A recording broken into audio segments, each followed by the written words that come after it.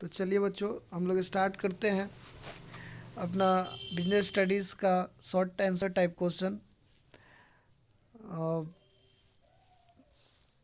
जैसे जैसे एग्ज़ाम नज़दीक आ रहा है, हमको पता है कि आप लोगों को लग रहा है कि क्या पढ़ा जाए, क्या छोड़ा जाए, कैसे तैयारी किया जाए। तो सब ठीक है, आपको जैसे पढ़ना है पढ़िए। आप लोग जो पढ़ चुके हैं अच्छा बात है, आप लोग अच्छे से लिख के आएंगे और फिर हम आपके सहायता के लिए तो ये वीडियोस लेके आते ही हैं। तो अपने 24 घंटा में ये जो है आधा एक घंटा कम से कम हमारे यूट्यूब चैनल को दीजिए, जिससे और एकदम इत्मीनान से इसको सुनिए, पढ़िए। यहाँ से क्वेश्चन आंसर कर भी सकते हैं। तो इसी उद्देश्य से हम वीडियो लेके आए आपके सामने, जिसमें आपको एग्ज़ाम देने में बहुत ही सहायता प्राप्त होगा, बहुत उपयोगी है आपके एग्ज़ाम के पॉइंट ऑफ व्यू से ये क्लासेस। ठीक है ना। तो आइए पहला जो क्वेश्चन है उसमें देखते हैं क्या बोल रहा है। बोल रहा है कि state any two function of management, प्रबंध के दो प्रमुख कार्य बताइए। तो जैसे कि आपको पता है, आपने पढ़ रखा होगा कि प्रबंध के जो टोटल कार्य है वो 5 आते हैं, जिसमें नियोजन, संगठन, नियुक्तिकरण, निर्देशन, नियंत्रण होता है। तो उसमें से दो यहाँ पे आंसर आप लिख सकते हैं, नियोजन और संगठन। बस आ गए आपके 2 मार्क्स इस प्रकार से। नियोजन और संगठन इसके प्रमुख कार्य में शामिल होते हैं। क्वेश्चन नंबर 2 में आते हैं।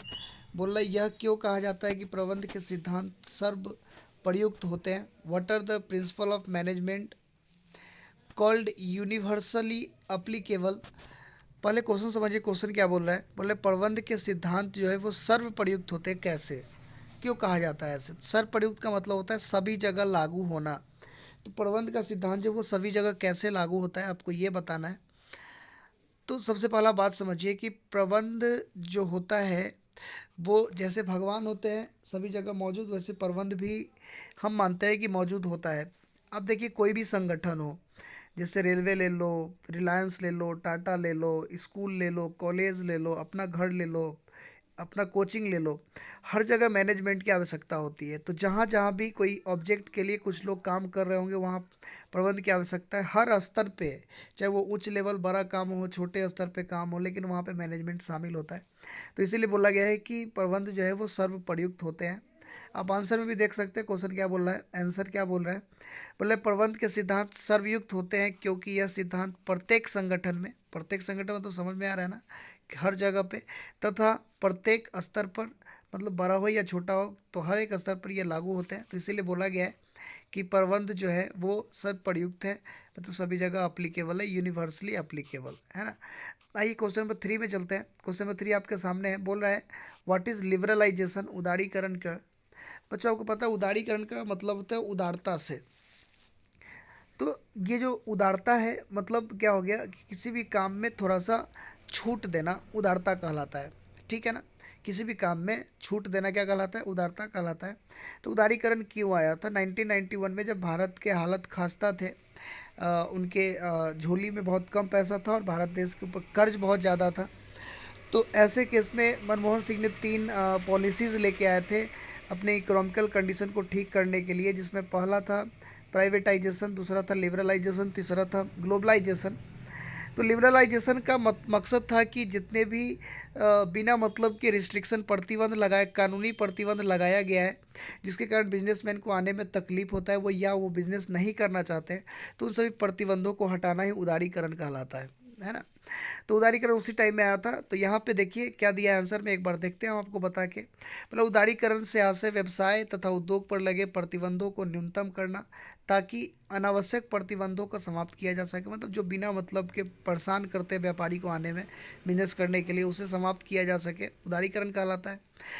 क्यों किया गया ये आगे बोल रहा है। बोला उदारीकरण के द्वारा देश में ऐसा आर्थिक वातावरण स्थापित करना था, करने का प्रयास किया गया था, जिससे देश के व्यवसाय व उद्योग स्वतंत्र रूप से डेवलप कर सके, बहुत सारे बिजनेसमैन आ सके, अपने कैपिटल इन्वेस्ट कर सके, है ना, तथा उन्हें काम करने में किसी तरीके का बाधा का सामना नहीं करना पड़े। तो इसे उदारीकरण बोलते हैं। ठीक है ना। तो कोई भी रिस्ट्रिक्शन में छूट दिया जाना ही उदारीकरण कहलाता है। आते क्वेश्चन नंबर 4 की तरफ। बोल रहा है कि डिफाइन प्लानिंग, नियोजन को परिभाषित करिए। प्लानिंग का मतलब क्या है। तो प्लानिंग का मतलब तो पहले हम ये बता दें आपको। प्लानिंग का मतलब होता है कि यह एक मानसिक प्रक्रिया है जिसके अंतर्गत ये सोचा जाता है कि कब, क्यों, कैसे कार्य किया जाना है, भविष्य का काम, इसके बारे में सोचना क्या कहलाता है? नियोजन। नियोजन के सहायता से क्या किया जाता है कि भविष्य में जो भी काम किए जाएंगे उसमें से सबसे सर्वोत्तम काम, सर्वश्रेष्ठ काम, जो सबसे ज़्यादा फायदेमंद है उस काम को सेलेक्ट किया जाता है। ठीक है ना? तो इसे हम क्या बोल देते हैं? नियोजन बोल देते हैं। आइए क्वेश्चन नंबर 5 में, बोला how does organisation helpful in coordination, संगठन किस प्रकार से समन्वय में सहायक है ना? तो संगठन किस प्रकार समन्वय में सहायक, ये एक क्वेश्चन समझिए। बोले संगठन कैसे समन्वय को सहायता करता है। तो पहले संगठन का मतलब क्या होता है? मतलब एक ऐसा समूह, लोगों का समूह जो किसी खास उद्देश्य के लिए कार्य करता है उसे संगठन बोलते हैं। जैसे एग्जाम्पल में ले लो कि रेलवे एक संगठन है। रेलवे में बहुत सारे कार्य हैं, ट्रेन को चलाना, पटरी को ठीक ठाक रखना, स्टेशन के काम को संभालना, बहुत सारे कार्य आपको समझ में आ रहा होगा। तो उन सभी काम के लिए अलग अलग लोग को रखे गए हैं। अब ये अलग लोग रखा कैसे गया? क्योंकि रेलवे एक ऑर्गेनाइजेशन है और ऑर्गेनाइजेशन में बहुत सारे काम हैं जो एक ही काम को करना चाहता है, मतलब ट्रेन को संचालित करना है ना। तो हर काम के लिए अलग अलग लोगों को रख के समन्वय स्थापित किया गया, तभी काम आगे चलते हैं। तो आप इस तरह से आप बोल सकते हैं कि जब तक संगठन होगा नहीं, समन्वय स्थापित करना मुश्किल होता है, समन्वय स्थापित नहीं किया जा सकता है। तो इस प्रकार हम बोल सकते हैं कि संगठन जो है वो क्या करता है? समन्वय को स्थापित करने में सहायता करता है। बच्चों, हमको समझ में, हमको लग रहा है कि आप लोग को समझ में आ रहा होगा। अगर किसी भी प्रकार का दिक्कत आ रहा है, ठीक है, समझने में या किसी भी तरीके का, तो आप कमेंट बॉक्स में ज़रूर बताएंगे। ठीक है ना?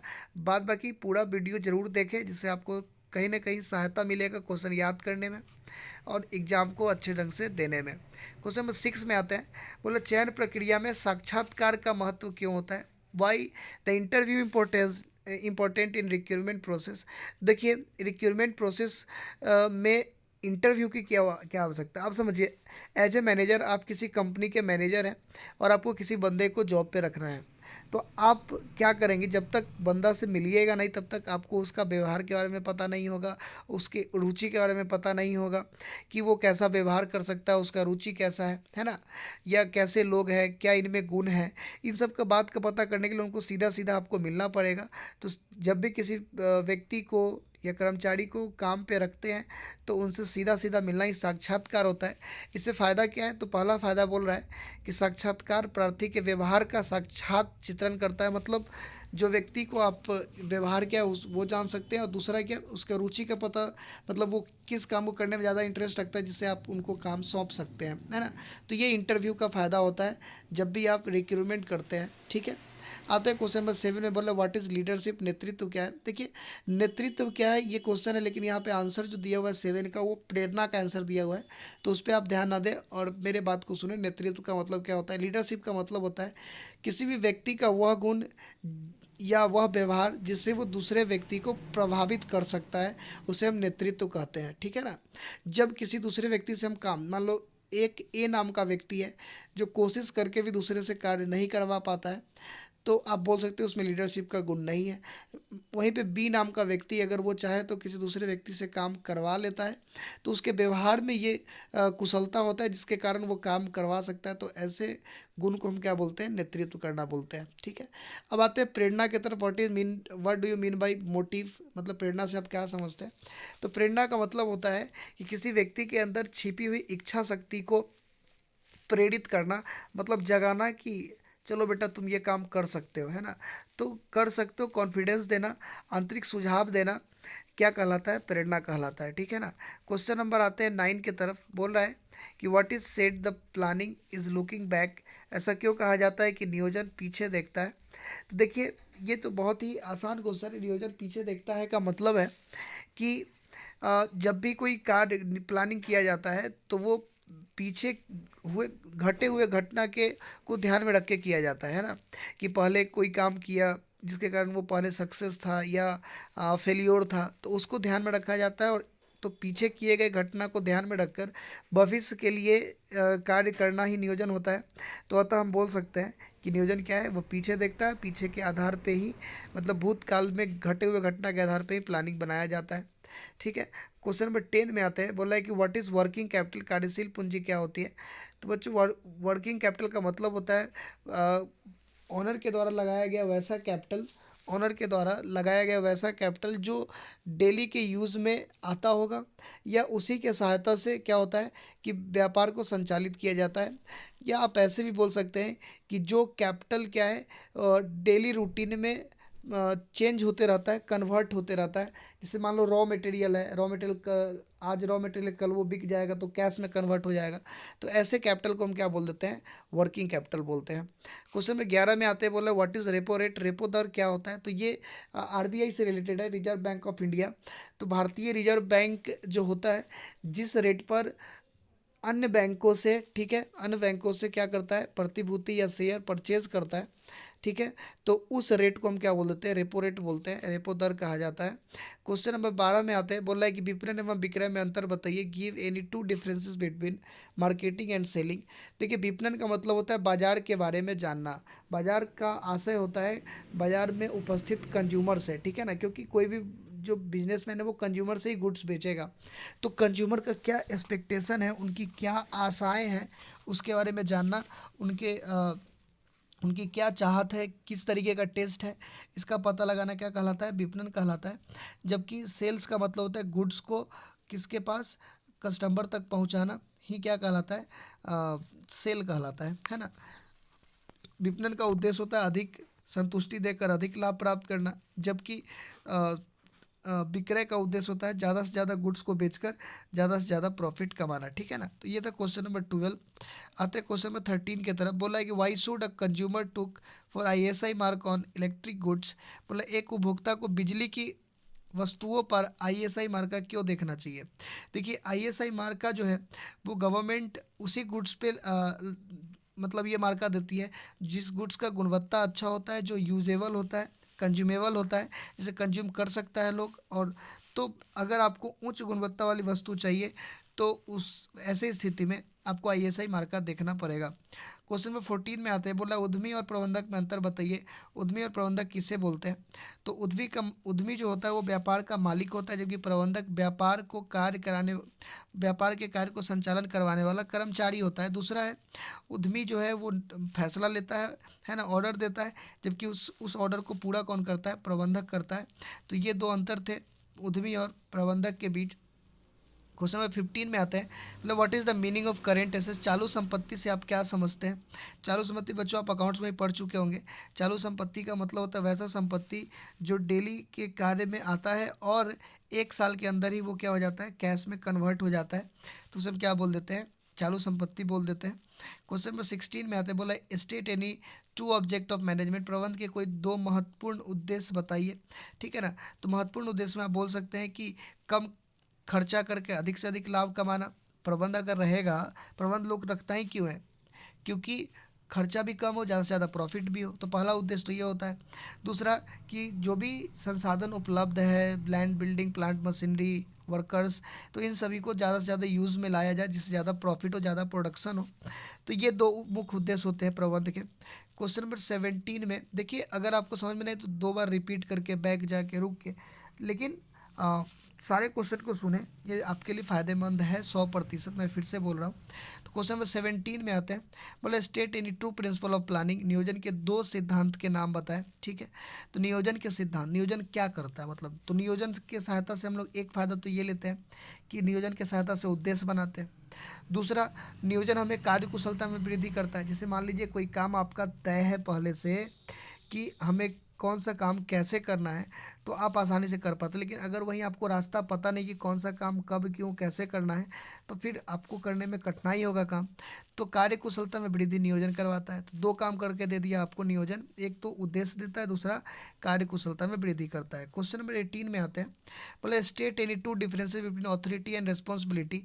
अधिकार और उत्तरदायित्व में कोई 2 अंतर बताइए। देखिए अधिकार और उत्तरदायित्व में अगर अंतर का बात आता है तो अधिकार जो है वो पोस्ट के कारण मिलता है, पहला बात। अगर किसी पोस्ट पे आप जाएंगे तो उसके अकॉर्डिंग आपको अधिकार मिलेगा। उत्तरदायित्व जो है वो संबंध के कारण होता है, मतलब अधिकारी और अधीनस्थ होंगे, मतलब एक कोई बड़े कर्मचारी, एक कोई छोटे कर्मचारी, तो इन दोनों के बीच में उत्तरदायित्व का उत्पत्ति होता है। तो एक कारण ये हो गया। दूसरा बोला अधिकार का प्रवाह ऊपर से नीचे की ओर होता है, मतलब अधिकार कोई भी अधिकारी अपने अधीनस्थ को ही कुछ बोल सकता है ना, क्योंकि वही उसका सुनेगा। जबकि उत्तरदायित्व का प्रवाह नीचे से ऊपर की ओर होता है, मतलब उत्तरदायित्व वही निभा सकता है जो मतलब कर्मचारी होगा वो अपने अधिकारी को करके बताया कि यस सर हमें ये जो काम मिला था हमने उसे पूरा किया। ठीक है, तो इस तरीके से क्वेश्चन नंबर 18 हो गया। क्वेश्चन नंबर 19 में आते हैं, बोला what is meant by management control, प्रबंधकीय नियंत्रण से आप क्या समझते हैं। तो देखिए प्रबंध जो है वो पहले से तय करता है एक एक्सपेक्टेड काम को कि भविष्य में कितने दिन में कितना काम कर लेना है, ठीक है, और फिर वास्तविक काम को उससे मिलाता है। अगर काम ठीक चल रहा है तो भी ये नियंत्रण है, लेकिन अगर काम जितना सोचा गया था उससे कम है तो उसको ठीक करना और फिर काम को पूरा करना ही क्या कहलाता है, नियंत्रण कहलाता है। ठीक है, आगे बोल रहा है कि ठीक है, तो ये 19 क्वेश्चन आप देखेंगे। ठीक है बच्चों, तो थैंक यू वेरी मच, मिलते हैं फिर नेक्स्ट वीडियो में।